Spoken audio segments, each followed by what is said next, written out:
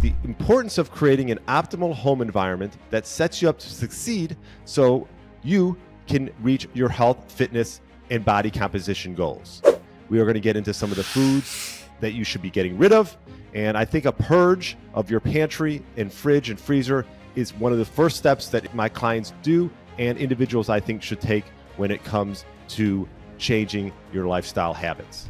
First and foremost, we want to prioritize foods that are as close as possible to their natural state. I like to say if you want to make sure that you have foods that expire quickly, right? And also single ingredient foods would be ideal. If you are going to buy food in boxes and barcodes, you want to make sure that you have less ingredients is better. So less is more when it comes to ingredients. And you know, the pantry purge can be an easy thing for some clients and it can be very difficult for others.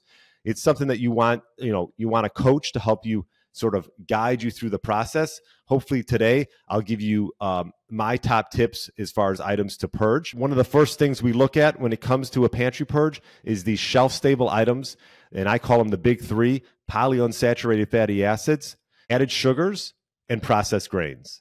If we can get rid of those ingredients, we are well on our way to creating a healthier lifestyle. Many of these foods that we're going to eliminate probably won't surprise you that much: chips, crackers, cookies, breakfast cereals, even some breads and dry pastas. A lot of these are full of refined seed oils and vegetable oils and sweeteners, and they can sneak into all of your foods. It's in probably 90% of the foods that are in bags or in boxes. And so you got to make sure to take that extra little effort to make sure you read the labels. Even things like beef jerky, trail mix, nuts and seeds, nut butters, soups, pasta sauces, dressings.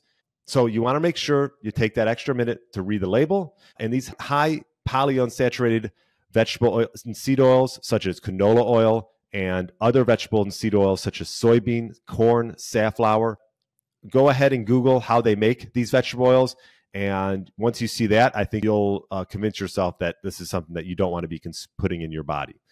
We can't avoid them totally, but if we can avoid 80 to 90% of them, I think that'll go a long way, because they definitely can sneak into items that you might not necessarily think are in there. And so that's the importance of reading labels. Now, one of the big things with these polyunsaturated fatty acids is the fact that when they're exposed to heat, they will oxidize. And when they oxidize, they're going to create damage at the cellular level, create oxidative stress, and could lead to things like cancer and accelerated aging.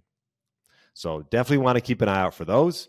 Also, grains should be avoided as well due to their concentration of anti-nutrients. Now, some people are more sensitive to anti-nutrients than others, but either way, they can cause digestive, immune, and inflammation problems. One of those anti-nutrients is lectin. These are proteins that are present in grains, and they can damage the delicate lining of your digestive tract, promote autoimmune disorders in people that are really sensitive to these things. They can disrupt leptin signaling, which could lead to an increased appetite and fat storage. The anti-nutrients in grains, one of them is also called gluten. I'm sure you're all familiar with that. Some people are more sensitive to gluten than others, but these can trigger inflammatory responses in the body as well. People who have celiac disease have the most severe form of gluten intolerance. So definitely want to keep an eye out for gluten. That doesn't mean that if you're buying gluten-free, it's necessarily healthy. The problems associated with gluten ingestion could lead to lack of absorption of certain vitamins and minerals. When consumed in excess, can cause inflammation and compromise thyroid function, and so on and so forth. So definitely grains are something that, some people can tolerate them more than others, but if we can avoid them altogether, I think you'll be better off. So we all know that most sweets aren't good for us. There are a few companies out there that are making sweets that aren't necessarily laced with all these artificial ingredients and colorings. But I would just say that for the most part, let's avoid our pantry of sweets, because they can promote some inflammation, some oxidative damage, and they really don't provide any nutritional value. We want to try to add foods into our pantry and fridge that are high nutrient dense items and that go a long way when it comes to satiety. And sweets don't do that. So let's get rid of those. Getting into the refrigerator and the freezer. Again, like I said before, if it has a label, make sure that we're reading those labels. Some things you definitely want to toss out are, processed cheeses, I would say, if you're going to get a quality cheese, you want to make sure that it's coming from a great source. So maybe from a local farmer, that's fine. But a lot of people become lactose intolerant.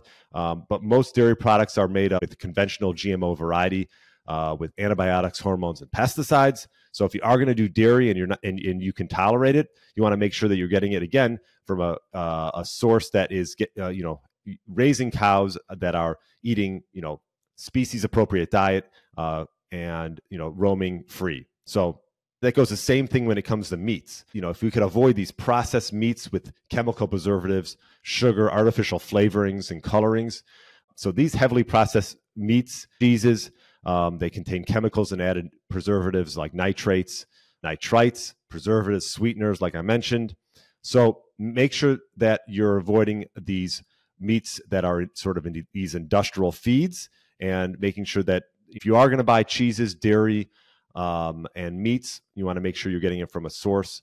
Same thing goes with pork and chicken, which is a little more difficult to find, but there are companies out there that do raise these animals and having them eat species appropriate diet. Same thing, we talk about fish as well.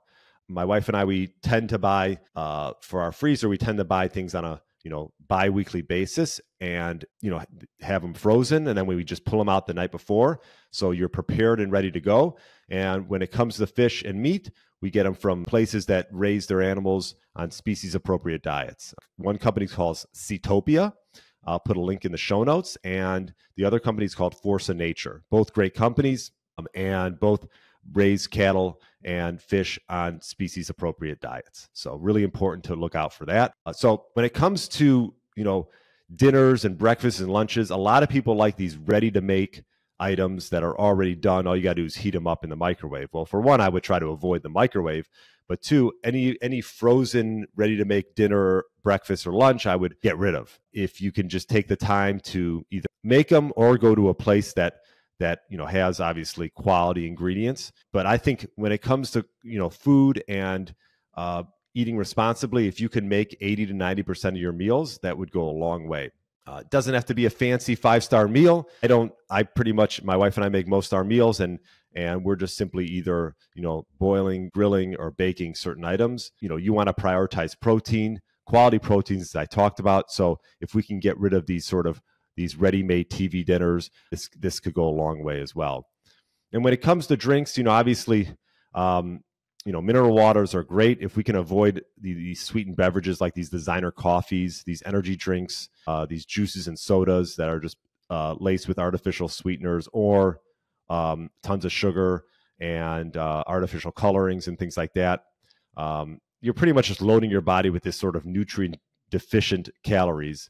And we want to make sure we avoid that as much as possible. So I always lead with water, but you could do, you can make yourself an iced tea or a green tea or things like that as well, even like a black coffee from time to time if you're not too sensitive to caffeine. Mineral water is important as well. We want to make sure we're getting our electrolytes from that as well. So next, condiments. Condiments are typically loaded with sugar, polyunsaturated fatty acids. Most dressings as well.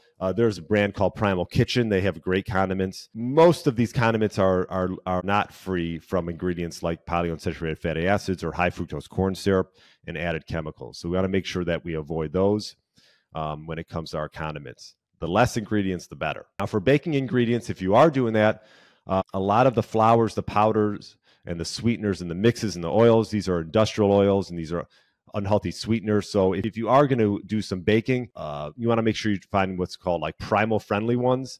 And these could be flours that are from perhaps like coconut meal or even almond flour. But either way, if you are baking, just make sure you're getting quality ingredients that are not laced with too many sweeteners and additives and industrial oils. So the name of the game is purging ourselves of these items. I would say if you don't have a coach, it'd be a great place to start and get one to help you purge yourself from these items that aren't serving you in your fridge, your pantry, and make sure that you're sort of prioritizing protein, single ingredient foods. Remember, less is more when it comes to ingredients. And when you are getting your fish, your meat, your pork, your chicken, you are getting it from a source that is making sure that these animals are grazing and eating their species appropriate diet. That's the main thing I wanted to touch on today. I think it's important to do this right off the bat if you're trying to, sort of change your habits and get yourself around, eating better quality foods and making sure that you're setting up an optimal home environment so that you can meet your fitness, your health, and your body composition goals. If you want my step-by-step blueprint on how to get your body back to what it once was 10 to 15 years ago without rearranging your life, click the first link below. If you enjoyed this content, YouTube thinks you'll like this next video.